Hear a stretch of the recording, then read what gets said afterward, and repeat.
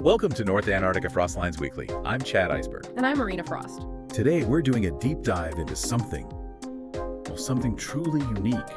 We've got this huge collection of broadcasts from a news outlet called North Antarctica News. Yeah, and when we say unique, we really mean it. This isn't your standard reporting. We're not even close. Think of a place where, physics is more of a suggestion and everyday life is just magnificently absurd. Right. So our mission today is to sort of unpack these reports, pull out the most fascinating bits, and try to understand the worldview this station presents. Prepare yourselves. We're talking time-traveling lawsuits, maybe some coffee shops under glaciers. Right. It's going to be a wild ride into the bizarre. And think of us as your guides through this informational blizzard. We'll help you navigate without getting, let's say, cognitive frostbite. Oh. But seriously, while the content is just outlandish, it's actually a fascinating look at creative world building. There's humor, definitely, but maybe even a bit of satire about our own reality if you squint. Okay, let's dive in then. Where do we even start with the everyday weirdness of North Antarctica? The characters, the commerce, It's all delightfully strange. Well, one of the first reports that really sets the scene comes from their episode 6. It's the case of the self-suing penguin. Oh yeah, that one. So picture this, a courtroom. You've got two penguins, right? Identical, both named Steve. Mm-hmm. They're pointing at each other, accusingly. And the judge. The judge is an octopus, naturally, wearing a little wig. Of course, presiding over this temporal lawsuit. Because the core of it, the premise, is that one, Steve traveled back in time to sue himself. Right, for emotional damages. Apparently the past Steve stole the future Steve's fish back in 1993. It's just, wow. And the report said when asked for comment, both Steves just stood there flapping silently for 46 minutes. And the trial itself was scheduled for yesterday at 3 p.m. The timeline's a bit wobbly there. Just a bit. It perfectly captures that flexible reality they seem to operate under. It really does, and it's such a clever way to find humor, isn't it? Applying our very normal, very human legal structures to a completely impossible time-bending scenario with penguins. It kind of pokes fun at our own legal system, maybe, taking it to its most illogical extreme. I think so, and it's not just the legal system they play with. That same episode 6, had the unexpectedly joyful snow tornado. Ah, yes. Neary's Igloo Junction, a Category 7 snow tornado. You'd expect, utter chaos, destruction. That's what a tornado does, right? But this one, apparently it blasted techno music. And handed out glow sticks. The locals called it the best natural disaster ever. Someone even saw a polar bear flossing nearby. It completely flips the script on what a disaster means, doesn't it? Turns fear into a party. Exactly. It makes you wonder, what if, the things we dread could actually be sources of unexpected joy? It's a very North Antarctic way of looking at things. Constantly asking you to just rethink reality. And speaking of rethinking, that episode also had the glacial coffee shop discovery. Oh, right. Scientists drilling into this ancient glacier and bam! A coffee shop. Fully operational. Run by Brenda. There's a walrus. And the kicker, she only accepts payment in riddles. Get your espresso, but first, solve this brain teaser. Early reviews called the coffee hauntingly mysterious and disturbingly warm. Hauntingly mysterious coffee from a riddle-loving walrus under a glacier. Okay, but think about that riddle payment system. It forces you to reconsider value exchange. What is currency, really? It's just a shared belief, isn't it? Yeah, like a commentary on how arbitrary our own money systems can be. Precisely. Even in its absurdity, it makes you think. Okay, so the community itself seems just as extraordinary. Episode 7 introduced us to Gerald. Ah, Gerald the psychic snowman from Flaketon. The snowman, apparently he correctly predicted 3 elections, a couple of blizzards. And someone's burrito craving. A specific teacher's craving, I think. That's the detail. Critics apparently called him a fake, but Gerald just did this prophetic countdown. You'll change your mind in 3, 2, 1, 1. And they did, just like that. Stories like Gerald's, they really flesh out the social fabric, don't they? Personifying something like a snowman, giving it psychic powers. It blurs that line between living and not living. Yeah, adds to that unique humor. Like, where else could intelligence pop up? Maybe in a snowman oracle. And it's not just snowmen. Episode 8 gave us the independent courtroom chair. Oh, the Kingdom of Sidistan, yes. A regular chair in a courtroom just declared sovereignty. In an act of bold upholstery, as the report put it. Refused to be sat on. Demanded tribute. In wood polish. And wasn't there something about a lamp? Yes. A nearby lamp supposedly declared neutrality, but insiders whispered it was secretly in love with the chair. You can't make this stuff up. Or, well, clearly someone can. It extends that idea of personification, right? Giving inanimate objects these very human-like drives, rebellion, sovereignty, even secret love affairs. Everything seems to have a story there. Everything. Which brings us to Reginald, the art penguin from episode 9. Ah, Reginald. Not psychic, just dramatic. He stood dramatically for 3 days straight. That was it. and they declared him a national art installation. His pose apparently conveyed the tragic beauty of fish-based longing. Fish-based longing, of course. But again, it plays with our ideas of art, doesn't it? How context and perception can turn something totally mundane, like a penguin standing still, into something profound, or at least profoundly funny. It's all about how you frame it, I guess. And this idea of agency, even in objects, it keeps coming back, like the broom upright. Oh yeah, the witch school. That was spread across episode 9 and 11, I think. Dozens of enchanted brooms just had enough, declared independence from the witches. Formed a union, Sweep United, demanding cleaner budgets and dignity.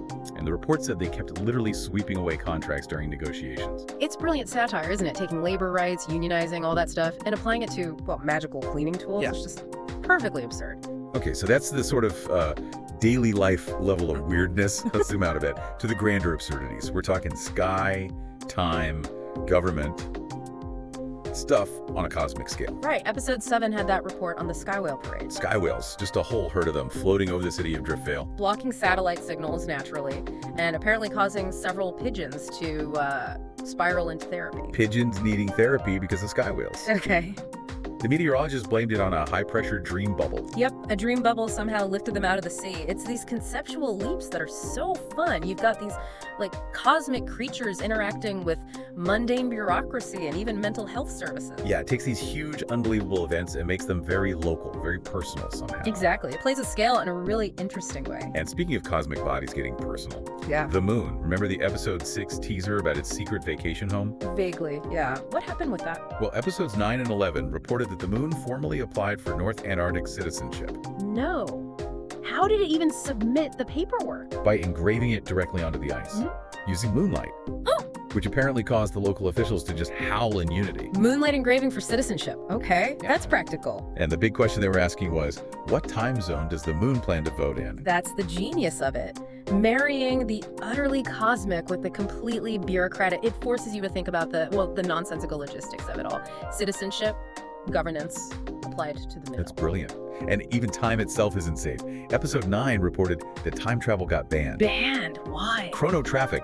Apparently there's this massive pileup. Cars from 1922, 1998, and 3045 all sort of collided at the same point in time. Ouch. A multi-temporal traffic jam. Yeah. One guy in the jam apparently realized he hadn't actually been born yet. That's awkward. But again, it's taking a mundane problem, traffic, and just amplifying it with this fantastical element. Time travel, traffic jams. It's hilarious. Shows the absurdity of trying to impose our logic on things that don't follow it.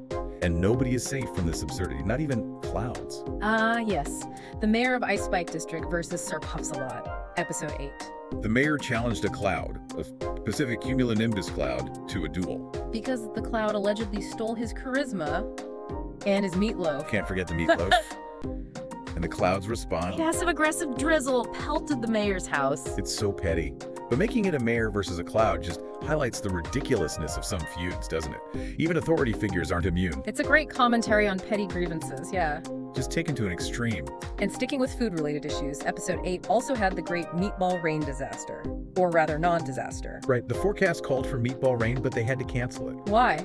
Because, plot twist, half the population turned out to be vegan. So instead of meatballs, they got quinoa sprinkles and emotional apologies. Emergency spaghetti nuts were deployed, though, just in case. That's responsible planning. But taking something as wild as meatball rain and having it derailed by dietary restrictions, that holds up a mirror to our own complex social dynamics, doesn't it? Even absurd plans have to consider sensitivities. It really does. Okay, let's shift focus a bit now to North Antarctica's politics and economy, which, believe it or not, often seem to reflect our own world's issues, just through this incredibly warped, absurd lens. And just a quick note here, as we discuss these reports, we're just presenting the content from the source, North Antarctica News. We aren't endorsing or taking any stance on any real-world figures or situations they might seem to satirize. Absolutely. It's about understanding the source material. For example, episode 7 talked about the underground snowball war. Right. Underneath City Hall, there's this hidden chamber. Where rival snow clans have been fighting for centuries, with enchanted snowballs. And peace talks are ongoing, led by an Arctic Fox diplomat who has a lisp. It's fascinating, because even though it's about, tiny snow warriors, it touches on these very real themes.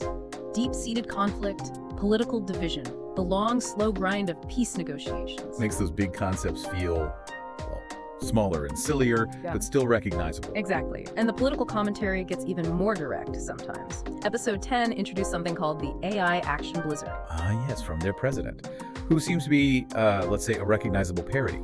This policy banned woke snowmen from federal kitchens. Only objective snowflakes were allowed.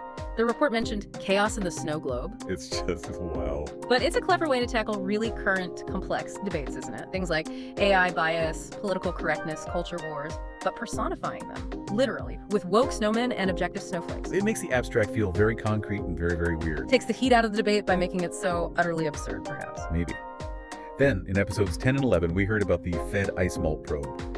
Their version of the Federal Reserve, the Igloo Reserve. Which hired polar bears to guard its independence. Against Siberian-style political pressure, apparently. Yeah. And their president was demanding lower interest. Carrots. Interest carrots. And the rates might stay frozen until the glaciers retire. It's such a vivid image, isn't it? Polar bears guarding an ice bank. It really is. It makes these abstract economic concepts like central bank independence and political pressure on interest rates feel tangible and hilariously literal. A very pointed commentary wrapped in silliness, and the economic news just kept coming. Episode 11 mentioned the market ice sliding because of a Targesh deal fake-off. Right. Wall Free Trade teased a deal with the EU Patients Union, caused some icy hopes. Tintic snipers hit records. But in eel apparently sank 8%, resulting in a slippery win for the ice markets. The puns alone are incredible, but it's amazing how they translate complex market jargon and corporate maneuvering into this Antarctic-specific language. It kind of reflects the chaos of real markets, doesn't it? Just with more ice puns. Definitely makes financing colder. Anyway, the politics are always churning too. Episode 12. Lawmakers in Frosttown survived a recall tsunami. Yeah, a fifth of the parliamentarians from the Blink Cantong party faced recall votes. But nothing stuck, even though people were hoping to, quote, chill the climate. Again, using that exaggerated, literal language, a recall tsunami, chilling the climate, to comment on political processes. It highlights that frustration people feel about political accountability, or maybe the lack of it. All very visually. Then there was the huge snow hack at All Frost Life Insurance. Ah, the data breach. Hackers got data on fish, tuna, snack policies. Naturally. And the company blamed social engineering SEALs. SEALs pretended to be executives. They're social engineering SEAls. That's inspired, and now FBI Penguin agents are on the case. Of course they are. It takes really serious, modern problems, cybersecurity, data breaches, and just injects it with pure, unadulterated North Antarctic absurdity. Makes it almost approachable through the humor. Almost. And the big deals kept happening too. Episode 12 also had Icewave Corporation looking for a huge loan. From the FrostLine Union, yeah, to make snow chips. And KRR was trying to buy a SnowCent data resort. For over 5 billion ice coins. Observers called it a potential terminal freeze-up. See, it builds this whole coherent economic system, right? Mergers, loans, data centers, even its own currency, ice coins. It's ridiculous, but it's consistent within its own weird logic. A whole frozen financial world. And finally, also in episode 12, the ongoing FrostLines ceasefire talks. Between FrostLine and Sylvania, after days of ice chunk bombardment, their leader, Chillpress Trenchford, was urging a freeze fire, while ice penguins were fleeing. It's a perfect note to end on, really. Taking another serious global issue, border conflicts, ceasefires, and just filtering it through that unique North Antarctic lens, ice chunk bombardments and freeze fires. It sums up the whole series, doesn't it? Yeah. Building this complete, utterly bonkers world. It really does. And those satirical elements woven throughout all these stories, they really do encourage you to maybe look at our own world's peculiarities a bit differently, don't they? Definitely gives you a fresh, if frosty, perspective. And that, everyone, wraps up our deep dives into the truly enchanting, utterly bewildering world presented by North Antarctica News.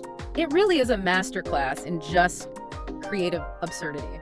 It's entertaining, for sure, but it also manages to be surprisingly thought-provoking. And you know, we can't talk about North Antarctica News without mentioning their legendary anchor, Glacier Wobbleton. He always signed off with these little nuggets of wisdom, or perhaps anti-wisdom. Oh, absolutely. His closing remarks are unforgettable. Like, if your shouty starts talking back, maybe it just wants a hug. Or, if your thoughts echo in the fridge, it's time to change the butter. Classic. How about never trust a snowman who refuses to blink? Ooh, good one. Or the variation, never trust a snowflake that winks. Never trust an igloo that hums at midnight. Very specific. But maybe the ultimate Glacier Wobbleton advice, and something to leave you with today, is this one. Never challenge a snowflake to a staring contest. They'd always blinked first. Yeah. Perfect. So as you go about your week, maybe just think about that power of imagination. How humor can help us process information, even information that seems completely nonsensical. Yeah, consider how creativity can really transform the mundane or even the serious into something engaging, something that makes you think sideways. What other everyday things could be reimagined with this kind of delightful absurdity? Something to ponder. That's all for this FrostLines Weekly Deep Dive. See you next time.